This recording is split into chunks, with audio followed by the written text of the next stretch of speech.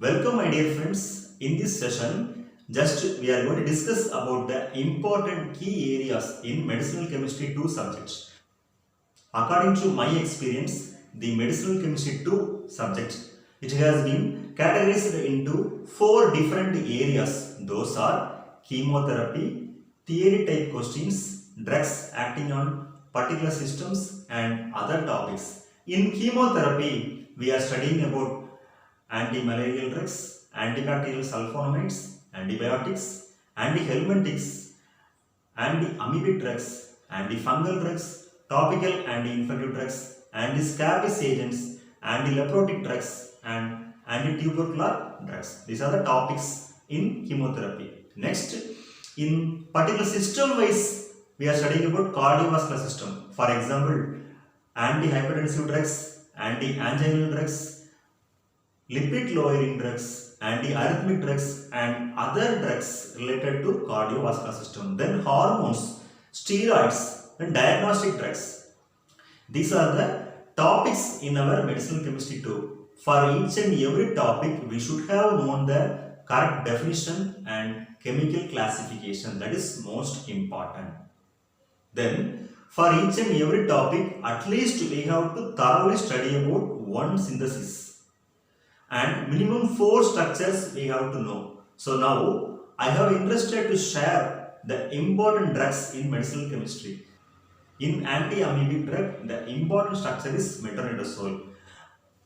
In anti-helmintic topics, the important structures are mebendazole and diethyl carbamazine citrate. In anti-amoebic drugs, the important structures are metronidazole, diiodohydroxyquinoline, and cleoquinoline. In anti-scabies drug, the most important one is gamoxine. Next, anti-tubercular drug. In this topic, the most important drugs are INH, paraaminosalicylic acid, and pyrazinamide. Then, anti-leprotic drugs. In this topic, the only important drug is dapsone. Next, topical anti-infective agents: chlorocresol, chloroxylenol, benzalkonium chloride. Then in antibiotic topics, the most important structures are penicillin, cephalosporin, tetracycline, and chlorothianidin.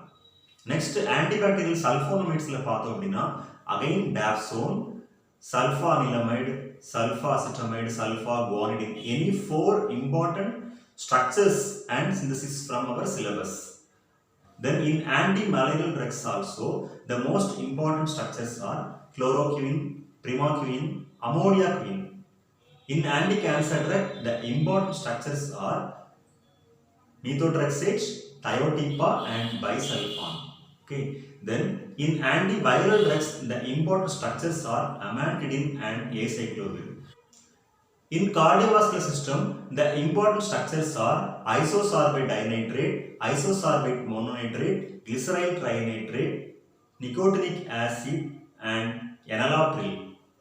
Next, in hormones, insulin and oral hypoglycemics are most important. Then thyroxine, adrenaline, and other related hormones just we have to study. Then diagnostic drugs, that also some important topic.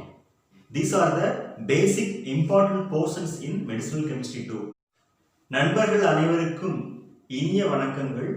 இன்னைக்கு நம்மளுடைய செஷன்ல நம்ம என்ன பார்க்க போறோம் அப்படின்னா, final year B Pharmacy medicinal chemistry 2 ரொம்ப important subject. இந்த சப்ஜெக்ட்ல எப்படி யூனிவர்சிட்டி எக்ஸாமினேஷனுக்கு இம்பார்ட்டன்ட் கொஸ்டின்ஸை கேட்டகரைஸ் பண்ணி படிக்கிறது அப்படிங்கிறத பார்க்கலாம். சரியா?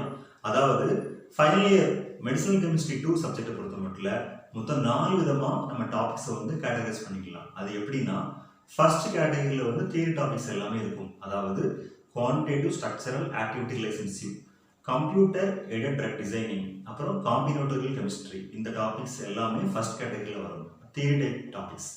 செகண்ட் கேட்டகரியில் என்னெல்லாம் வரும் அப்படின்னா, மேக்ஸிமம் கீமோதெரப்பி சம்மந்தப்பட்டது எல்லாமே வரும். அதாவது ஆன்டிபயோட்டிக்ஸ், ஆன்டிபாக்டீரியல் சல்ஃபோனமைட்ஸ், ஆன்டி மலேரியல்ஸ், அப்புறம் ஆன்டி நியோபிளாஸ்டிக் ஏஜென்ட்ஸ். சரியா?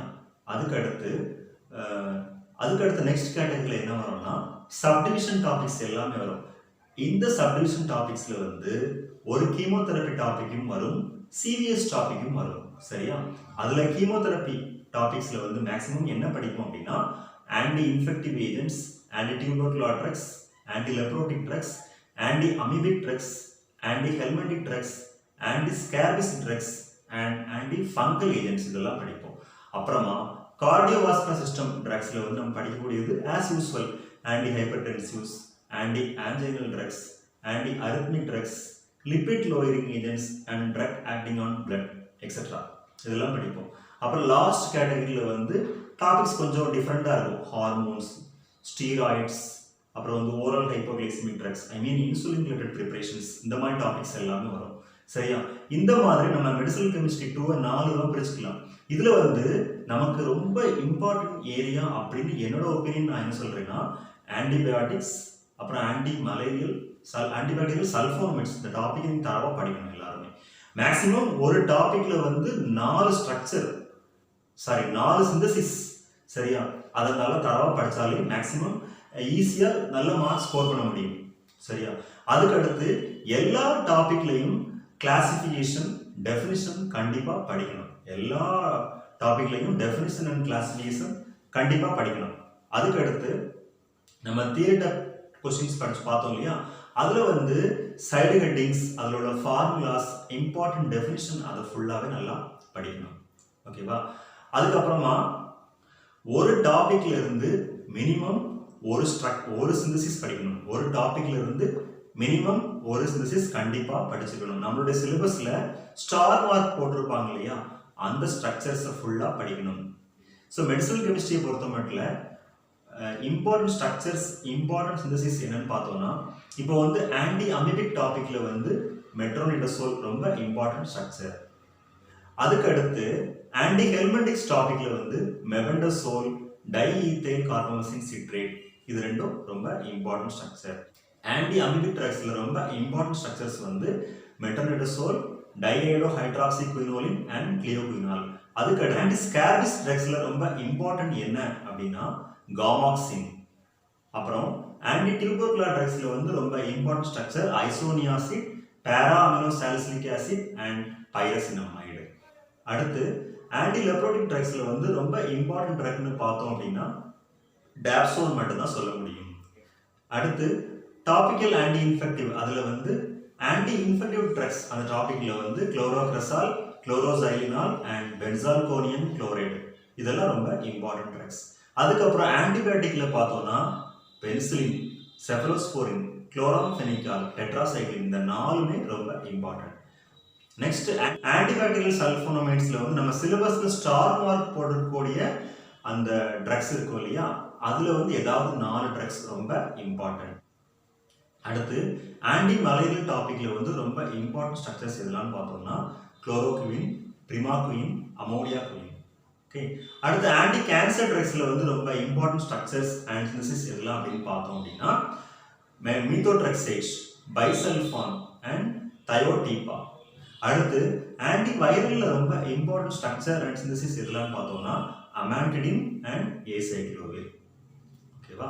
அதுக்கடுத்து கார்டியோவாஸ்குலர் சிஸ்டம்ல வந்து ஜெனரலா ஓவராலா இம்பார்ட்டன்ட் ஸ்ட்ரக்சர் சிந்தசிஸ் என்னன்னு பார்த்தோம்னா எனலாப்ரில், குயினிடின், ஐசோசார்பைட் டைநைட்ரேட், ஐசோசார்பைட் மோனோநைட்ரேட், கிளிசரைல் ட்ரைநைட்ரேட், அடுத்து நிக்கோட்டினிக் ஆசிட், இந்த மாதிரி ஸ்ட்ரக்சர்ஸ் ரொம்ப இம்பார்ட்டன்ட். அடுத்து ஹார்மோன்ஸ்ல வந்து ரொம்ப இம்பார்ட்டன்ட் எதுன்னு பார்த்தோம்னா insulin and oral hypoglycemic drugs ரொம்ப இம்பார்ட்டன்ட். அப்புறம் தைராக்சின், அந்த பிட்யூட்டரி ஹார்மோன்ஸ். அடுத்து டயக்னாஸ்டிக் ஏஜென்ட்ஸ் டாபிக் கூட ரொம்ப இம்பார்ட்டன்ட் டாபிக். இதுதான் நம்மளுடைய மெடிசனல் கெமிஸ்ட்ரி 2ல உள்ள important topics. Thank you very much. நன்றி. வாழ்க வளமுடன்.